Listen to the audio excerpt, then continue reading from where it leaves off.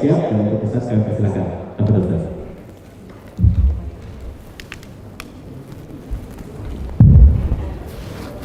Bismillahirrahmanirrahim. Assalamualaikum warahmatullahi wabarakatuh. Alhamdulillah wassalatu wassalamu ala Rasulillah Sayyidina wa Maulana Muhammad ibni Abdillah wa ala alihi wa sahbihi wa man da'a bi da'watihi wa istanna bi sunnatihi ila yaumil liqa'i rabbih wa ba'du. Hadir bersama kita pada saat ini Al-Mukarram Ustadz Haruna Hasyim, Ustadz Hendrianto, Ustadz Yahya, dan para guru-guru kita. Tak dapat saya sebut satu persatu. Mudah-mudahan Ustadz kita sehat panjang umur, sehingga ada tempat kita bernaung, tempat kita bertanya kalau tidak tahu, kalau kita salah ada yang meluruskan, supaya hidup ini ada remnya, sehingga kita bisa berjamaah. Dengan berjamaah jadi istiqomah, dengan istiqomah mendapat husnul khatimah. Apa kabar ibu-ibu semua, sehat? Kalau ibunya sehat, anaknya sehat, bapaknya sehat, satu keluarga jadi ya, semua berawal dari ibu. Kalau ibu sakit, anaknya tidak terurus, bapaknya dilarikan pelakor. Oleh sebab itu ibu mesti sehat terus. Mudah-mudahan ibu sehat semua, amin. Sehat badan, sehat pikiran, sehat hati. Nah, saya selalu biasanya tausiah 60 menit. Habis tausiah tanya jawab. Kalau kebetulan subuh tausiah sampai matahari terbit. Habis itu sholat sunan isyraq. Setelah sholat sunan isyraq tanya jawab. Ternyata tanya jawab itu banyak dipotong lalu kemudian diupload di Instagram, di YouTube dan beberapa channel sahabat-sahabat dakwah. Hanya sebatas tausiah dengar. Lalu sebagian jamaah mengatakan, kenapa Ustadz tidak menulis? Saya bilang, saya sudah ceramah, tak sempat menulis. Nantilah mudah-mudahan ada jamaah yang menuliskan yang saya ceramahkan itu. Ternyata bola itu disambut oleh salah seorang ustadz di Pulau Jawa, namanya Ustadz Abu Firly Basam Taqi. Lalu dia kirimlah 500 halaman ke Pekanbaru. Saya terkejut, pas dia kirim saya lihat, loh ini kok bahan ceramah saya. Dia minta kata pengantar dari saya. Lalu saya buatlah kata pengantar. Lalu kemudian setelah diedit, diisi ayat beberapa hadis, jadilah buku ini. Akhirnya dicetak dan sampailah ke Batam. Rupanya orang Batam sudah membaca dari awal sampai akhir. Maksudnya dibaca halaman awal dan halaman akhir. Nah. Lalu kemudian katanya nanti jadwal Ustadz di Batam. Saya ke Kepulauan Riau ini ke Batam dalam setahun itu 2 kali. Bulan Januari atau Februari dengan bulan Agustus. Pertama kali saya datang ke Kepulauan Riau pada bulan Februari 2013. Sekarang datang lagi di akhir Januari 2021. Jadi ini kedatangan saya yang ke-8 tahun, 16 kali datang ke Kepulauan Riau. Yang pertama kali membawa saya kemari kakak kelas saya, senior saya, abang saya Al-Mukarram Ustadz Haruna Hasyim yang di sebelah kanan saya. Beliau yang pertama kali membawa. Ketika beliau pertama membawa saya kemari, beliau menjemput saya ke airport, beliau membawa saya ke hotel, beliau membawa ke masjid. Saya sudah duduk di masjid, jamaahnya belum datang. Pengalaman saya dengan Ustadz Haruna Hasyim, beliau sengaja tidak menceritakan ke saya beberapa masjid yang ditawarkan tidak mau menerima saya. Supaya jangan saya berkecil hati. Jadi perjalanan saya 8 tahun 16 kali datang kemari, dari mulai nggak ada jamaah sampai jamaah melimpah, sampai takut jamaah datang.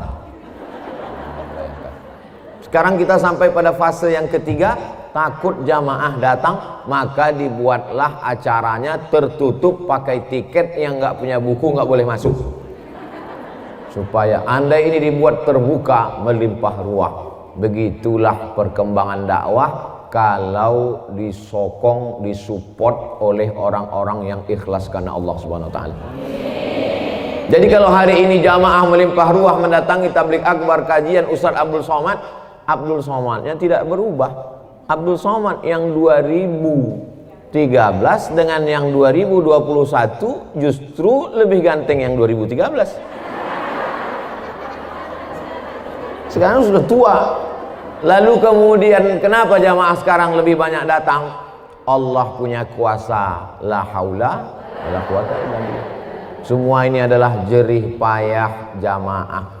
Hai Abdul Somad, kau jangan sombong, kau jangan angkuh, kau jangan takbur.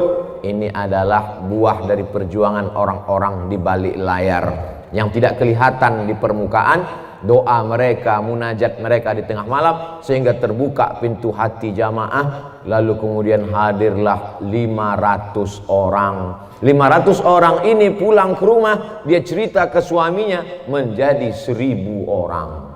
Yang 1000 ini menceritakan ke anaknya, menjadi 1500. Diceritakannya ke menantunya, menjadi 2000 orang. Diceritakannya ke cucunya, menjadi 2500 orang. Diceritakannya ke tetangganya, tak terhitung lagi, payah udah itu. Berawal dari satu orang, ayyahdiyallahu bika rajulan wahidan, satu orang dapat hidayah karena mulutmu, khairum min humurin na'am, lebih baik daripada seekor unta merah kendaraan termahal. Satu orang dapat hidayah karena mulutmu, lebih baik daripada dunia beserta isinya. Makanya jangan pernah ibu-ibu meninggalkan kajian, karena ibu ulah menjadi tiang negeri ini. An-nisa imadul bilad, perempuan tiang negeri, tiang negara. Kalau tiangnya baik, insya Allah Batam, Kepulauan Riau menjadi baik. Saya susah menceritakan tiang karena memang tempat ini tak ada tiangnya. Saya dimintakan membacakan buku ini dari awal sampai akhir. Bahasa Arabnya mustahil.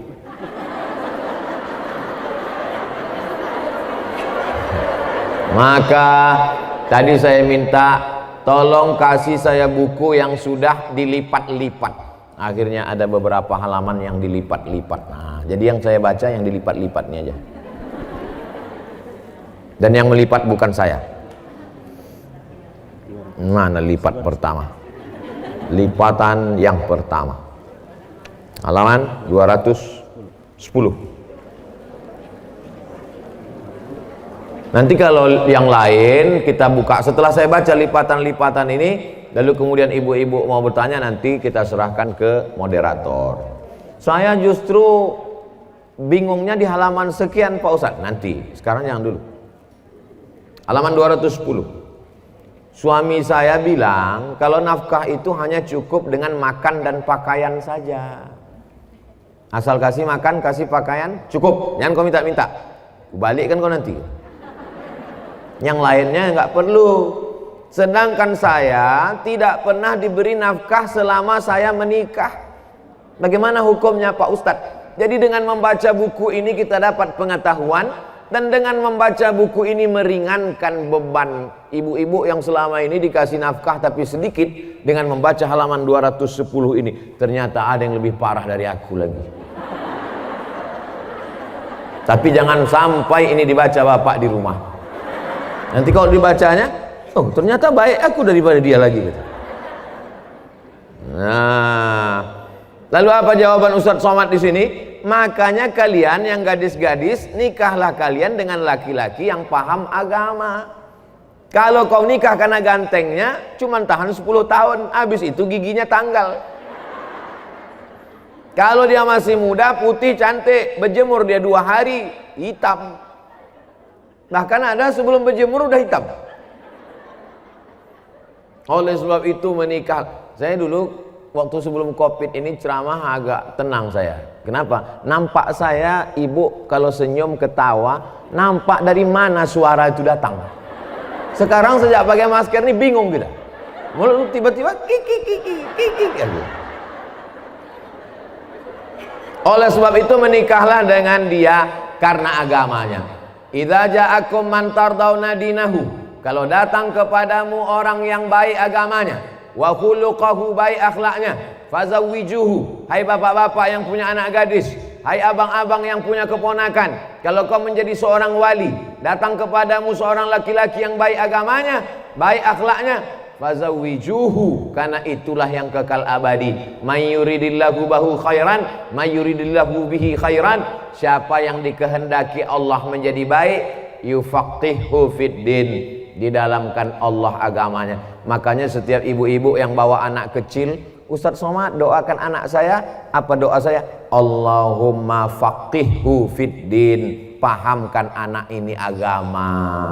Karena kalau dia paham agama, kalau dia cinta, dimuliakannya ibu. Kalau dia tidak cinta, tak akan dihinakannya, tak akan dianiayanya, tak akan dizoliminya ibu. Sekarang banyak perempuan-perempuan pergi pengajian, matanya sebelah biru sebelah hijau. Kita sangka dianiaya suaminya, rupanya salah makeup.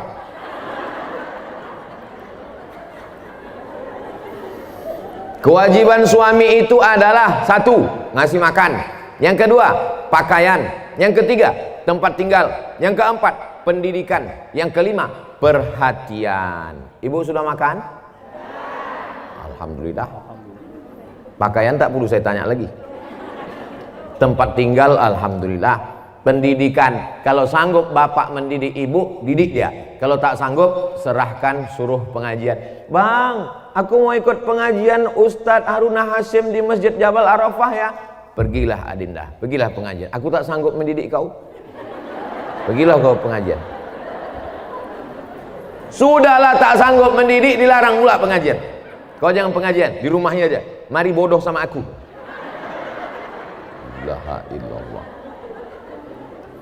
Kalian akan susah kalau mendapat suami yang tak tahu dan hak dan kewajibannya.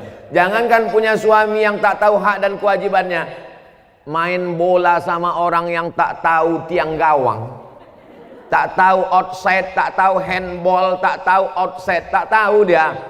Nakanya wasit ngasih tahu dulu, ini nanti begini, ada namanya statuta yang disusun oleh FIFA. Itulah makanya sebelum pernikahan ada yang disebut dengan kursus perkahwinan. Sekarang Kementerian Agama membuat kursus itu. Dulu Bapak Kepala Kantor Kementerian Agama datang ke saya, Ustadz Somad, nanti sebelum anak-anak muda lajang gadis ini menikah, kita akan buatkan kursus 2 SKS, kita buatkan ujiannya, kita buatkan ruangan yang cantik pakai AC. Siap Pak, saya bilang. Dia ngasih tahu saya itu sekitar 10 tahun yang lalu. Sampai sekarang tak kami lanjutkan. Entah saya tak diajaknya, Allahu a'lam. Jadi kalau begini kejadiannya, macam mana solusinya? Panggillah suamimu itu. Kamu perempuan mempunyai wali. Wali perempuan ini berapa orang? Ada 6 wali. Yang pertama, ayah. Yang kedua, kalau di kampung kami namanya grandfather, mbah, datuk, engkong. Yang ketiga, abang, laki-laki. Yang keempat, adik, laki-laki. Yang kelima, abang ayah, kakak ayah, laki-laki. Yang keenam, adik ayah, laki-laki. 6 orang itu datang Pak Ustadz, salah satu. Keenam-enamnya datang, mantap. Bawa ke 6. Keenam-enamnya itu tentara pula, bagus. Nah, panggillah dia, letakkan pistol di atas. Mana laki kau tuh, bawa sini. Lalu wali itulah yang menasehati suami ibu. Jadi ibu jangan merasa takut, ini kan hak privasi saya dengan suami saya. Ini kan koridor antara saya dengan suami saya. Orang di luar saya tidak boleh masuk. Dia tidak mengerti ajaran Islam. Dalam ajaran Islam, ayah, datuk, abang ayah, adik ayah, abang kandung, adik kandung, mereka boleh masuk ke tanah lapang sepak bola karena mereka adalah bagian dari permainan sepak bola. Jadi jangan nanti kalau ayahnya katanya kamu tidak memberi nafkah anak saya ya, Pak, jangan ikut-ikut privasi kami. Ini orang tak paham ajaran Islam. Kenapa ibu bisa nikah sama dia? Dia tak paham ajaran Islam.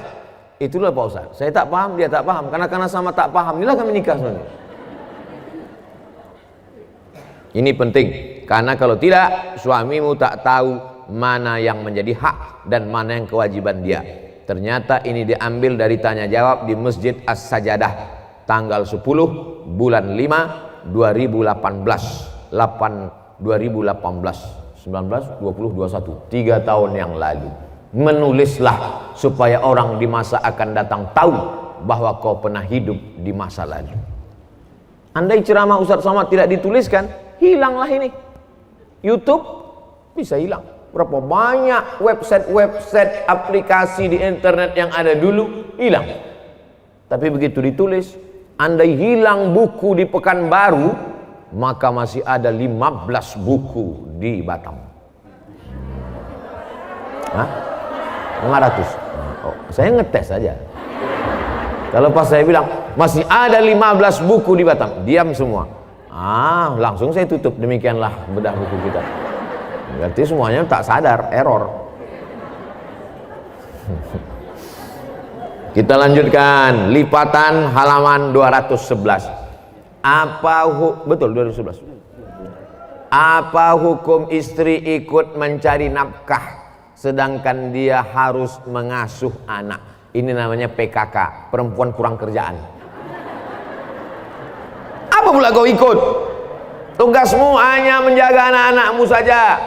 Kau susukan anakmu, kau kandungkan anakmu, kau susukan dia 2 tahun, kau didik dia, kau hafalkan bacaan surat-surat pendek ke telinganya, kau lafazkan Al-Fatihah, kau bukakan Iqra, kau tunjukkan dia mana baik mana haram. Sebelum dia tidur malam kau ajarkan wudhu. Nah, sebelum tidur malam wudhu dulu ya. Begitu ibu-ibu yang udah ngaji sekarang.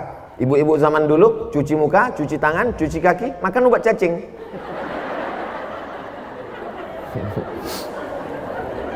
Nah, ibu-ibu sekarang udah ngaji. Nah, wudhu ya, sholat sunat 2 rakaat ya, nanti malam bangun tahajud ya. Hak istri dari suami ada 5: makanan, pakaian, tempat tinggal, pendidikan, perhatian. Yang mencari nafkah itu suami atau istri? Lalu kalau istrinya bekerja di kantor BUMN, pegawai PNS, swasta, businesswoman, wanita karir, maka sesungguhnya itu adalah atas izin suami. Betul? Mas, aku mau kerja. Tak boleh. Tapi nanti sebagian gaji ku kasih. Iyalah beb.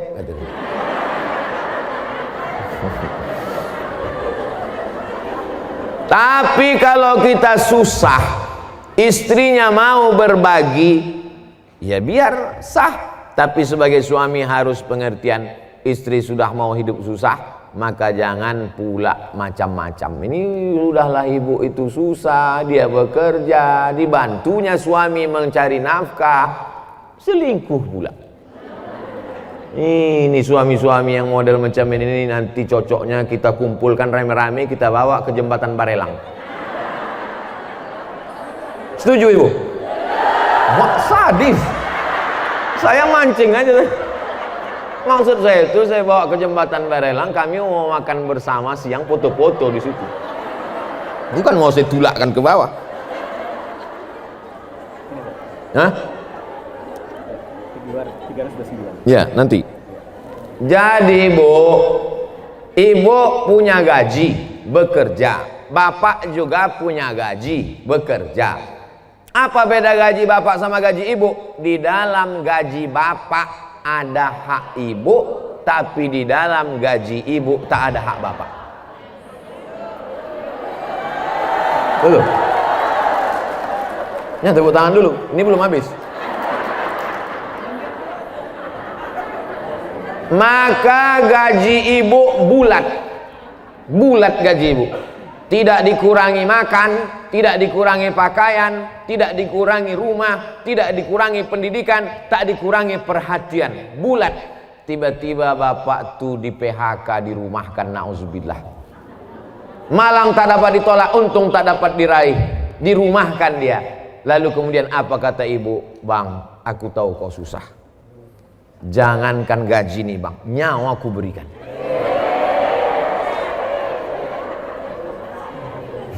Akhirnya ibu kasihlah gaji tadi semuanya. Gaji untuk dia, gelang, cincin, rantai. Ambillah semua untuk modal usaha. Maka saat itu ibu sedang bersedekah kepada fakir miskin ini.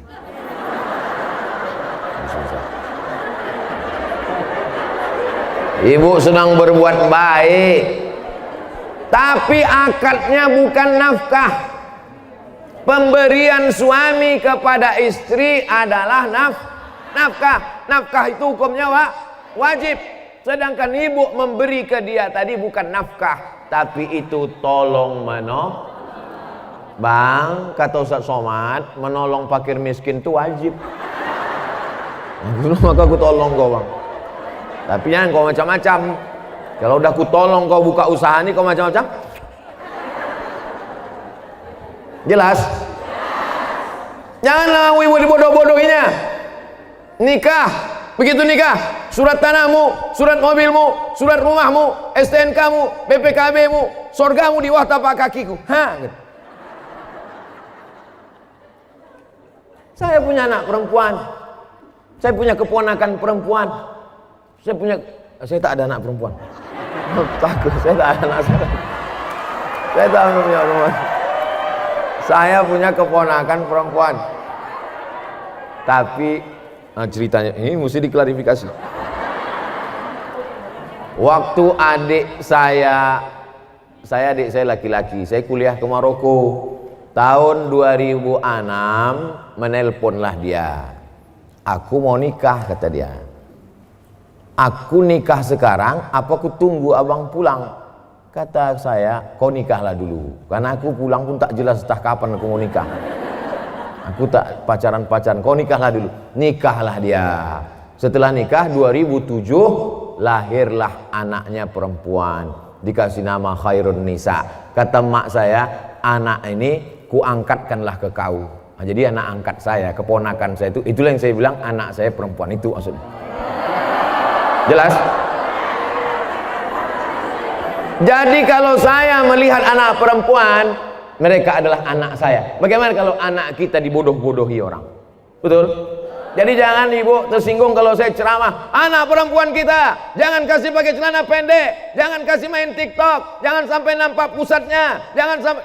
Itu karena kita mau menyelamatkan anak kita. Kita kalau pergi ke pasar, ada tukang jual buah, ada buah apel yang dibungkus plastik, plastiknya dalam kulkas, kulkasnya dalam mall, mallnya dalam pagar. Ada satu lagi buah apel yang berserak-serak pinggir jalan. Mana yang kita beli? Yang di pinggir jalan atau yang di mall? Tengok harganya dulu.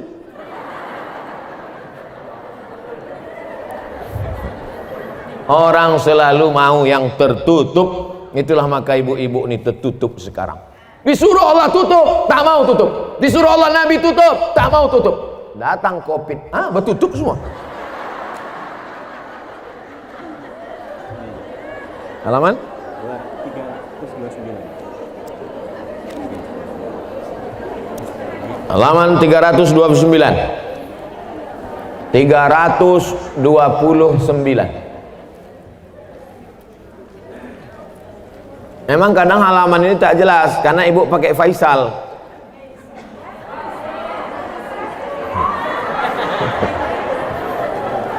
Mana ya Faisalnya? Mana Faisal? Datang Faisal. Aku enggak yang tutup wajah itu, gitu.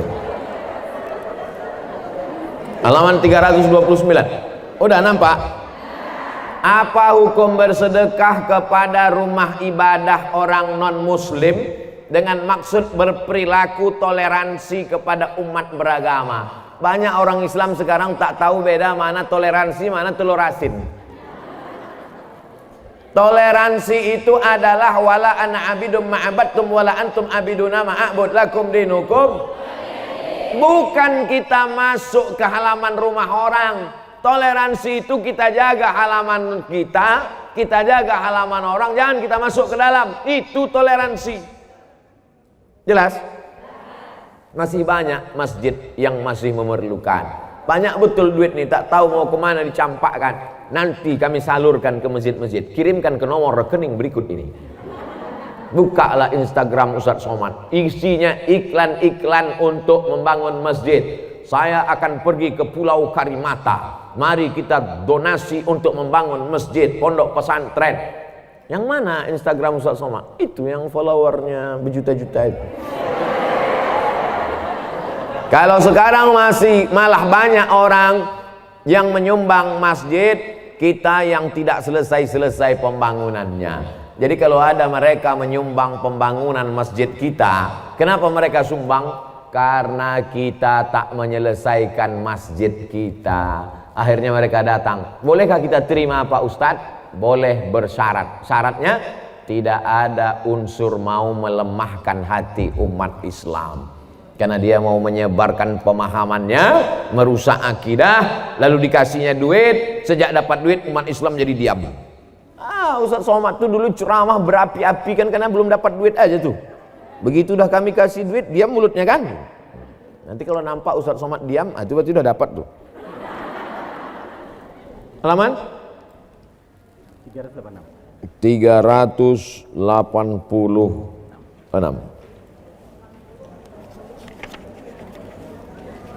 386. Bagaimana pentingnya sanad keilmuan dalam Islam? Karena sebagian orang ada yang mempermasalahkan orang belajar dari buku tanpa guru. Dari mana kau belajar ini? Dari Buya Yahya. Buya Yahya itu belajarnya dari mana? Dari Al-Ahqaf University Yaman, dari Habib-Habib di Yaman. Habib-Habib di Yaman itu dari mana? Dari Habib-Habib ke Habib-Habib ke Habib-Habib sampai kepada Sayyidi Imam Ahmad bin Isa Al-Muhajir. Itulah keturunan Nabi yang pertama yang sampai ke Hadramaut Yaman, Tarim. Namanya Sayyidi Ahmad bin Isa Al-Muhajir. Nama ayahnya Isa Al-Muhajir. Isa ini nama ayahnya Muhammad An-Naqib. Muhammad An-Naqib ini nama ayahnya lupa pula, Ali Al-Uraidi. Ali Al-Uraidi nama ayahnya Ja'far Shadiq. Ja'far Shadiq ini nama ayahnya Muhammad Al-Bakir. Muhammad Al-Bakir nama ayahnya Ali Zainal Abidin. Ali Zainal Abidin nama ayahnya Husain.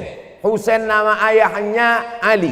Ali punya istri Fatimah. Fatimah punya ayah Sayyidina wa Maulana Muhammad sallallahu alaihi. Silsilah keilmuan itu disebut dengan sanad. Apa namanya? Sanad, bukan somat. Dari mana kau dapat pengajian ini? Dari Masjid Jabal Arafah. Siapa yang ngajar? Ustadz Haruna Hasim. Ustadz Haruna Hasim dapatnya dari mana? Dari Al-Azhar Kairo. Ulama Azhar itu dari mana? Ulama Azhar dari Syekh Ali Jum'ah. Di antara ulama Azhar, banyak lagi ulama Azhar. Syekh Ali Jum'ah dari mana? Dari guru-gurunya, bersanad sampai kepada Imam Syafi'i. Imam Syafi'i dapat dari mana? Dari Imam Malik bin Anas. Malik bin Anas dari mana? Dari Abu Zinad. Abu Zinad dari mana? Dari Al-A'raj. A'raj dari mana? Dari Abu Hurairah. Abu Hurairah dari mana? Dari Sayyidina wa Maulana Muhammad sallallahu alaihi wasallam. Dapat kau dari mana ini? Dari majelis taklim, majelis zikir Bismillah. Masih ramai? Majelis Bismillah ini dari mana? Dari Ustadz Asep Robani. Ustadz Asep dari mana? Dari Abah Anom Suryalaya. Abah Anom dari mana? Dari ayah beliau, dari kakek beliau Muhammad Nur Kiai Haji. Dari mana? Sampai kepada Syekh Ahmad Khatib Sambas. Syekh Ahmad Khatib Sambas dari mana? Dua jalur. Satu kepada Syekh Abdul Qadir Al-Jilani, satu kepada Syekh Bahauddin Naqsyabandi. Maka disebut dengan TKN, Tarekat Qadiriyah Abdul Qadir Jilani, Naqsyabandiyah Bahauddin Naqsyabandi. Sampai kepada Sayyidina Muhammad sallallahu alaihi wasallam. Silsilah itu disebut dengan sanad. Kau dapat dari mana? Dari www.google.com. Google dapat dari mana? Dari entah dari mana. Google itu cerdas, tapi dia tak tahu membedakan mana halal mana haram. Apa yang kita ketik situ dikasihnya. Coba ketik situ, ayam geprek, keluar ayam. Coba di situ, babi, keluar. Takkan mungkin keluar ayam. Coba tulis. Smartphone, kata dia. Smartphone artinya handphone cerdas. Handphonenya cerdas, tapi dia tak soleh. Mana buktinya? Allahu Akbar, berbunyi dia. Padahal kita sedang sembahyang. Kalau dia soleh, tahulah dia ini orang sedang sembahyang, jangan berbunyi. Dia smart, tapi dia tidak soleh. Google smart, tapi dia tak soleh. Handphone smart tapi tak soleh. Maka kalau ada anak kita smart tapi tak soleh, berarti sama dia macam handphone. Anak-anak kita ini kita didik menjadi orang yang cerdas dan soleh. Itu makanya doa yang diajarkan, Rabbi habli minas solihin. Mana ada doa Rabbi habli minas smart? Tak ada. Rabbi habli minas solihin. Itulah pentingnya sanad. Fas'alu apa dalilnya? Fas'alu ahla dzikri, tanya orang yang tahu. In kuntum la ta'lamun, kalau kau tak tahu. Kau dapat dari buku ini, kau dapat ini dari mana? Dari buku. Dapat dari buku itu namanya wijadah. Diambil dari kata aujada, yujidu, wijadah, ijadah, dapat. Dapat dari mana? Dapat dari perpustakaan. Maka kita membacakan ke guru. Jadi Pak Ustadz, kalau kami beli buku lalu kami baca, yang paham, yang tak paham tanya Ustadz. Makanya nanti kalau ada pertanyaan bergizi, bisa kita tahu pertanyaan jamaah itu orangnya membaca apa tidak dari pertanyaannya itu. Ustadz, saya baca di buku ini halaman sekian. Belum baca. Jelas, ini pertanyaan itu berkualitas. Terus halaman 388. Bagaimana adab menuntut ilmu di zaman sekarang karena sudah ada Google. Kalau ilmunya tentang pembahasan umum, silakan cari di Google. Tapi jika sudah membahas tentang masalah khilafiyah.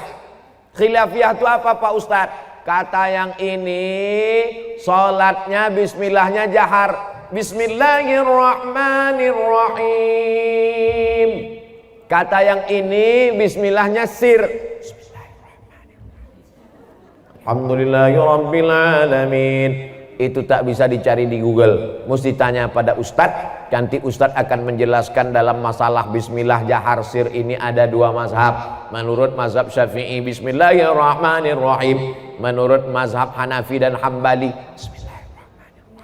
menurut mazhab Maliki tak perlu pakai basmalah karena Fatihah diawali dari ayat 1 Alhamdulillahirrabbilalamin. Tapi dalam pengamalan saya pakai mazhab Syafi'i. Tapi dalam pengamalan saya tak menyalahkan kalau imam itu pakai mazhab 4 selama masih ahlus sunnah wal. Bang, abang kenapa tak sholat ke masjid? Imamnya beda mazhab. Rupanya memang malas ke masjid. Tapi kalau masalahnya detail, masalah khilafiyah, masalah muskil hadis. Apa arti muskil hadis itu Pak Ustadz? Bertentangan antara hadis dengan Al-Quran. Namanya muskil hadis. Innal mayyita la yu'adzabu bibukai ahlihi. Mayat itu diazab karena keluarganya nangis. Mayat diazab karena keluarganya nangis. Mayat diazab karena keluarganya nangis. Padahal dalam Quran jelas, wala taziru waziratu wizra ukhra. Orang tidak memikul dosa orang lah. Masa pula mayat diazab keluarganya yang nangis? Yang nangis keluarganya. Apa pula mayat itu diazab? Kan bertentangan ini. Abang, kenapa kau mati bang, warisannya sedikit banget.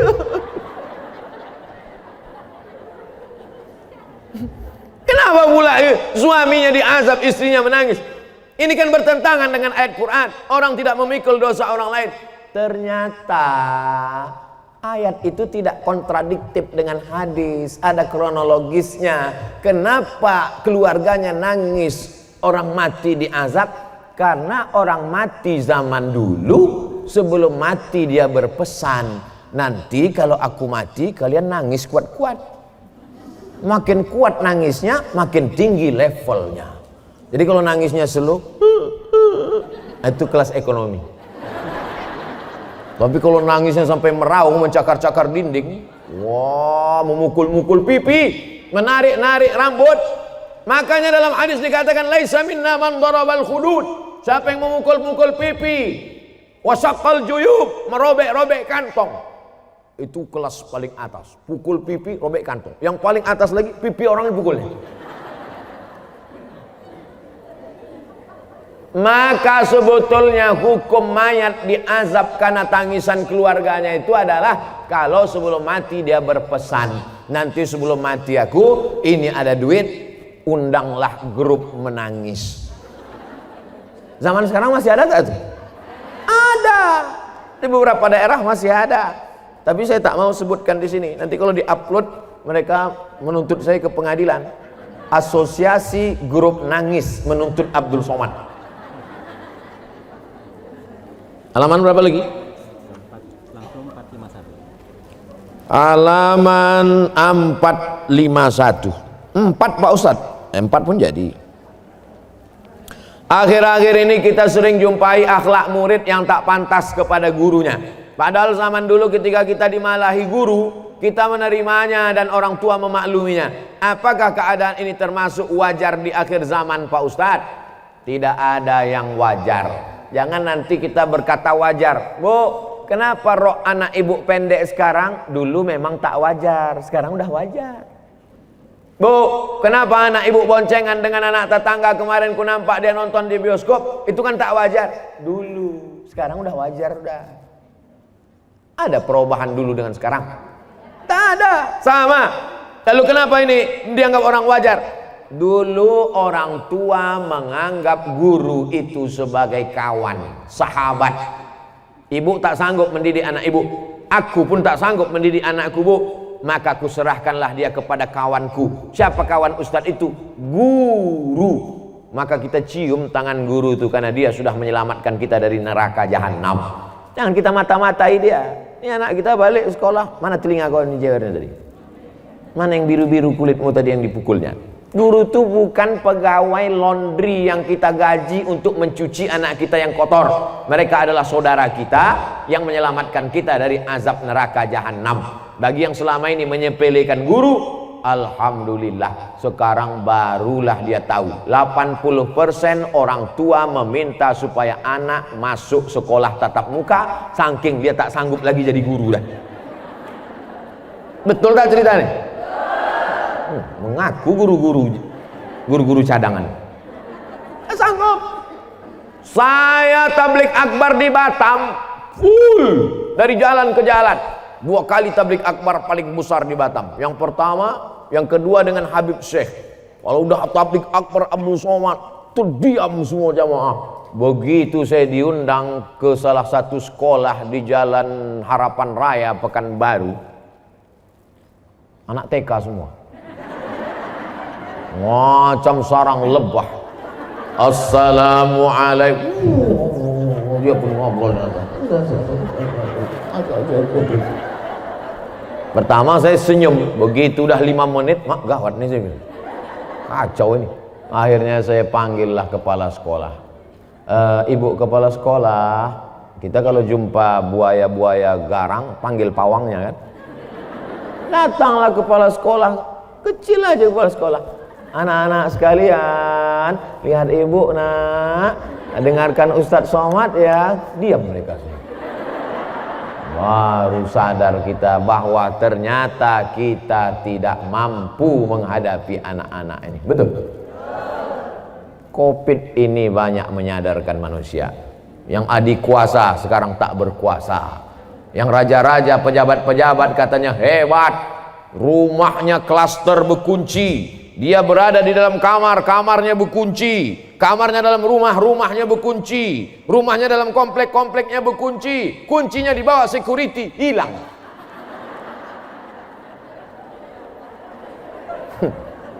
Kena Covid sendirian, mati. 150 pegawai kerajaan beserta keluarga kerabat kerajaan istana Saudi Arabia dibawa ke Jeddah. Kenapa? Karena kena virus Covid. Bayangkan itu, saking hebatnya Covid ini. Menyadarkan guru-guru yang selama ini disepelekan, diremehkan. Berapalah gaji guru? Hanya cukup untuk beli tahu, kata orang. Sekarang baru dia tahu berat ternyata mendidik anak-anak ini Pak Ustadz ya. Apa efek dari tidak belajar tatap muka? Dulu belajar tatap muka, anak-anak kita disiplin bangun pagi, disiplin mandi pagi, disiplin gosok gigi. Sekarang enggak.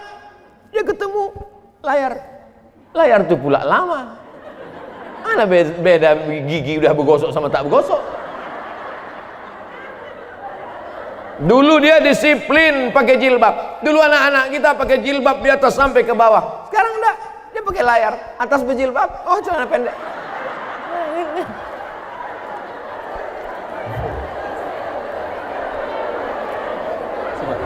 Hah? Habis? Saya kembalikan ke moderator. Baik, terima kasih. Itu dia pilihan-pilihan pertanyaan dari sahabat-sahabat kita.